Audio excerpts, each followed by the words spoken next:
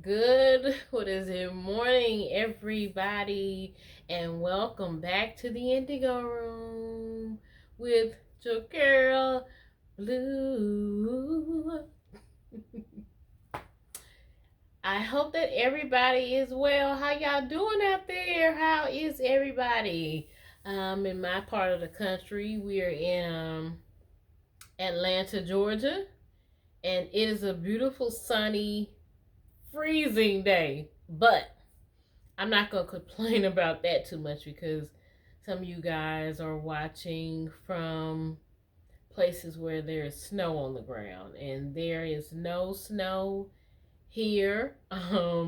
Just cold, like I say. But we live in Atlanta, so we could very well go outside this afternoon and it's like 90 something. No, not 90, but 70s for real. That's not out of the question, really. Um, Georgia, that's one of the things that I do love about living here. The weather is very mild. Now, our summers can be hot, but we can have good weather all year long. Because last week, the temperatures were in the 60s. One day it was even like 70. So I do love that about living here. Drawbacks, traffic. Um, what else? Yeah, traffic is, but I think the biggest thing that I hate about living here in Atlanta, Georgia. But for the most part, it's pretty cool. So today we're gonna talk about. I just wanted to let everybody know. I think I spoke about it on yesterday. I am a writer. My pseudonym is Blue Lewis, and I have a book, and I think I told you guys as well. Well, today I just want to talk to you guys a little bit about my book. So there's a really pretty copy right here, but this is my work copy. It's called Let Me Tell You About These Other Fools. Yeah, this is my work copy because what I do is I'm always trying to improve. So I go through this book. Look at here. Oh, it's tore up, honey.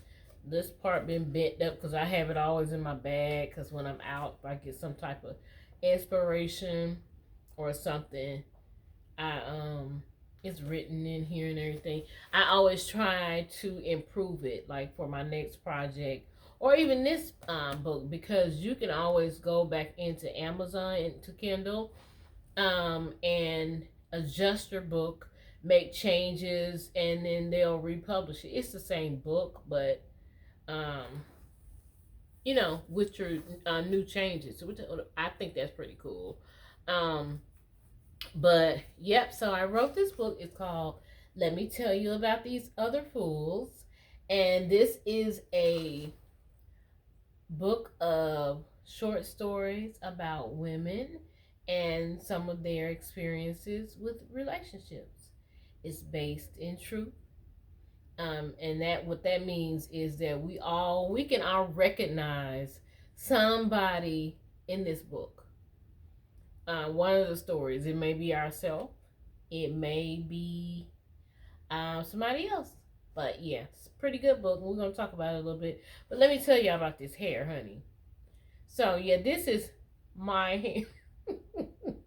So this is a wig I made like a long time ago. But as I was, because I'm like, I'm not putting this hat back on. I'm not putting this hat back on. Um, as I was putting my hair on this morning, I said, you know what? That's what I'm gonna do. Now my cousin Ty, she has her own shop, and she look at this camera. She is an excellent hairstylist. She can do anything you want done to your hair, and she even makes wigs. And she's super good at it. It's just that with the pandemic, I just like I say, I dare not try to get out and do too much. And it can be kind of pricey, but I mean, She is pretty inexpensive, but I think I may try to do a wig, just to try. It'll be something else to do. And then because that's what I really wanted to do, is to kind of keep my hair braided and keep it moisturized and try to get it back to where I want it to be. It's long, but it's just so dry. I think I told you guys I haven't been taking care of it as I should have during the pandemic. So it's very dry. But I'm gonna get it right. So that's what I might do. So maybe that'll be one of my shows. We can talk about how I'm gonna make this fabulous wig. Okay. Yeah, right. Let's hope for the best. But anyway, so let's get into a little bit into my book. So like I say, this is a book compiled of short stories about different women and their experiences with men. And the title, so most of the time you see these books, there is a male bashing party going on. You know what I'm saying? Oh, he's a dog, they dogs, they all dog, roof, roof, roof. Well, and that's another show.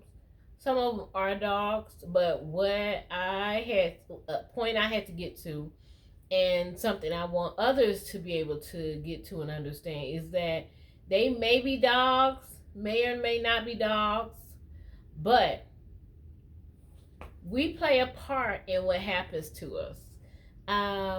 Most of the time when you meet someone, within a few moments really, you kind of know if that person is a jerk. Just put it out there. If that person is genuine, you don't know everything about that person when you first just talk to them in a few moments, but there are a lot of things that you can, because God gives us intuition. You know, that thing where we have that feeling like something is away. Most of the time, if you trust it, it really is. And it's not, we call it intuition, but it's really the Holy Spirit speaking to us. I don't want to get too deep into that, but most of the time you should listen, because it's right on the money. But so our intuition will tell us, this guy is not the one, or this guy is full of crap, or let's give this one a chance because maybe he's cool. We should listen to that, because most of the time, if you listen, you'll see what type of person you're really dealing with. So sometimes we get these red flags. They're flying from everywhere, flying from the bedroom, flying from the sidewalk. And it's like, we'll say, oh, but if I dismiss it now, I'm going to have a man. I'm going to have me a bae. And I want a bae too. But more than a bae, I want a bae who's going to respect me, love me, and honor me. I really do. And anyway, but when we see these signs and we like, oh, it's gonna be trouble, but I'm gonna fix him. I'm gonna show him. And then we go into these situations and it's often a disaster. And we're like, oh my God, girl, you wouldn't believe what he did to me. And, I can't believe him. Well, the thing about it, you saw what was coming down the pipe. Even because, sometimes, maybe some people don't have a strong sense of intuition. Even if you didn't get it in the beginning, when you were in that situation, no one told you to let it happen over and over and over again. No one told you to overlook the things that you was experiencing and seeing. No one told you that. So sometimes you got to look in the mirror and say, so, am I being a fool? Sometimes if you listen, yourself going to say, girl, yes. So that's what my book is about in a nutshell. So I just want to tell you a little bit. I'm going to be doing something very soon so you can get a little bit more understanding about the ladies of my book. Um, yeah, you're going to be able to get a better understanding about some of the ladies in my book and some of the things they experienced. It's coming down the pipe. I just got to put some finishing touches on it. And you guys will see. It's going to be great. But I'll just tell you one of my stories. Well, I'll tell you the story because I still want you guys to read the book. Even though the book has been out since August, it's a good read. And good literature, guess what? Is timeless. Sister Soldier, coldest winter ever. I can pick it up right now and it's still just as good a read.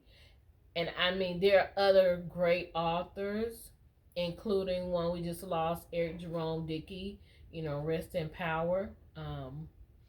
There are lots of great authors, but I say that book because it was such a powerful piece. And I just joined this book club where they're getting ready to read Coldest Winter Ever. And first I saw it, I'm like, oh my God, I read that when I was so much younger. But then I started to read it, and I'm like, it's still, in fact, when you read something again, you see bits and pieces that you missed, So I'm just going to read you a little piece of one of my books.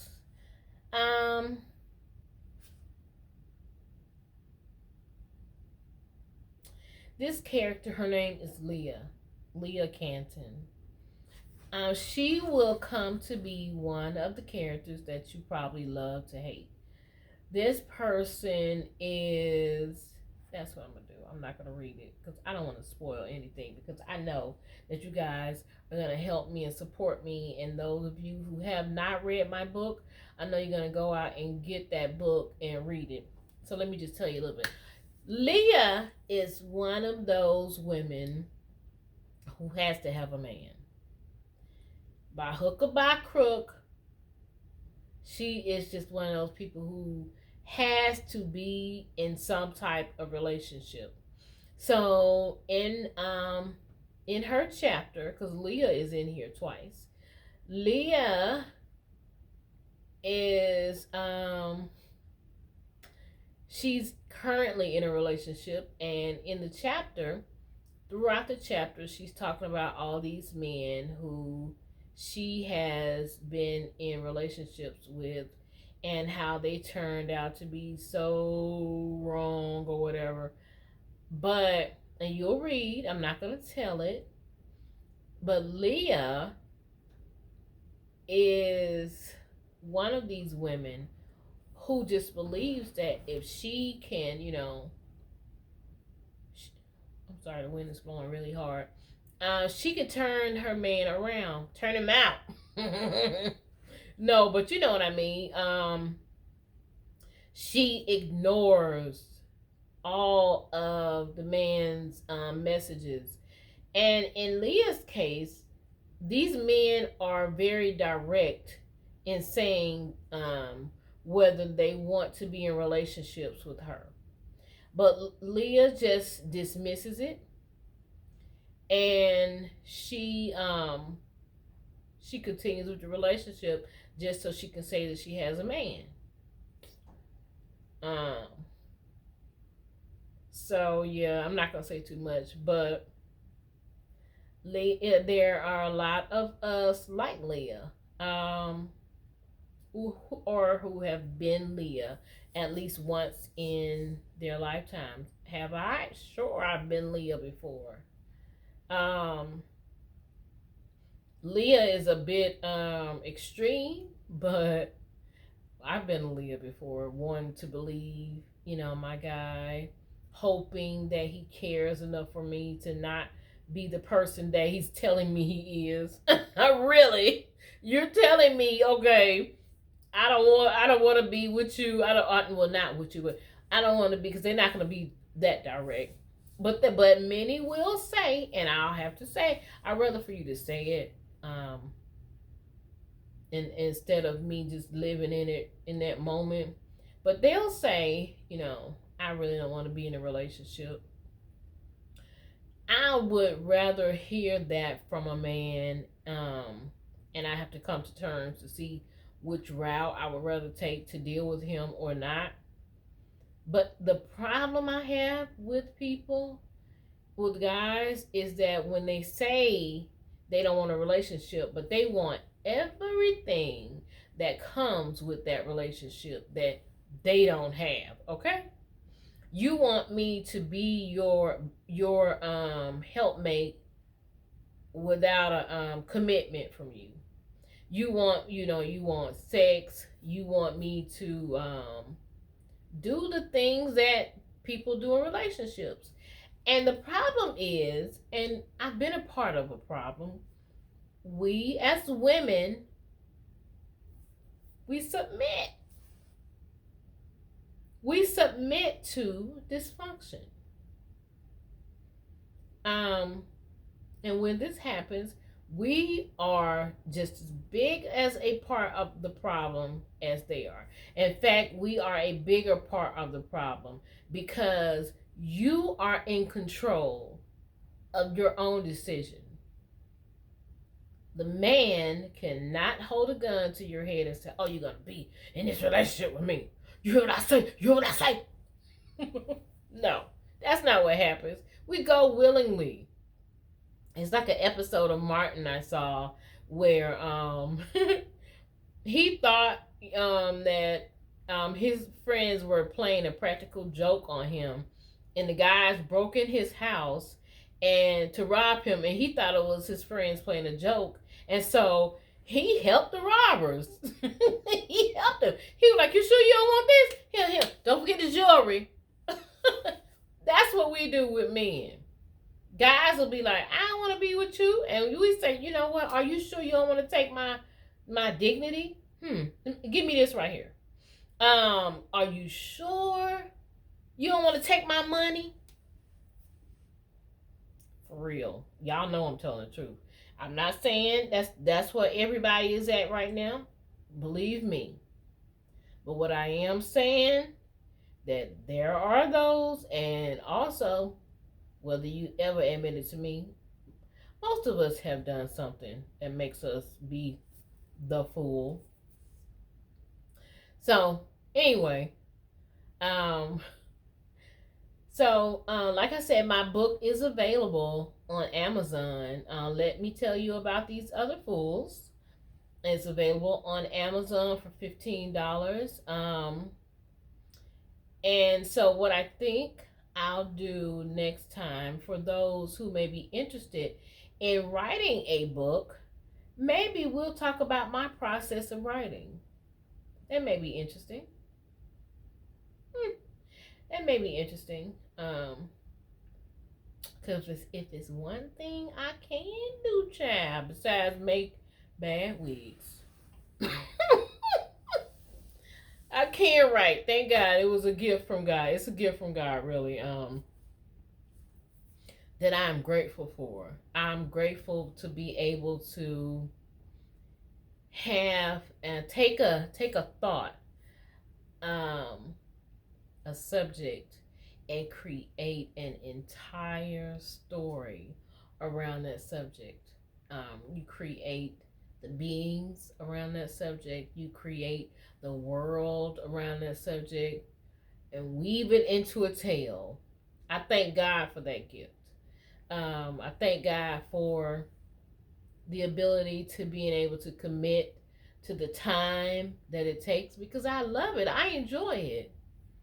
And one day soon, may be able to retire, or I want to resign, because I don't want to wait till 60 something. I'm 51 now, so I'm praying that God blesses me before that and puts me in a positive position, where I can just write all day. I'll still have a boss, maybe, if I don't have my my own thing going. I'll take working for somebody as long as I can do my thing. If I can create all day, I'm good. But you never know. You never know. And I'm keeping that hope alive. I'm keeping that faith, you know. But anyway, guys, thank you again for joining me in the Indigo Room. Like I say, next time maybe I'll share some of my tips for my writing process. What works for me, what has worked for me for many years. So I will see you guys soon. Y'all take care of yourself. Be blessed. Be safe and be easy. Be easy. Be easy. I love you guys. Be safe. Take care. See you soon.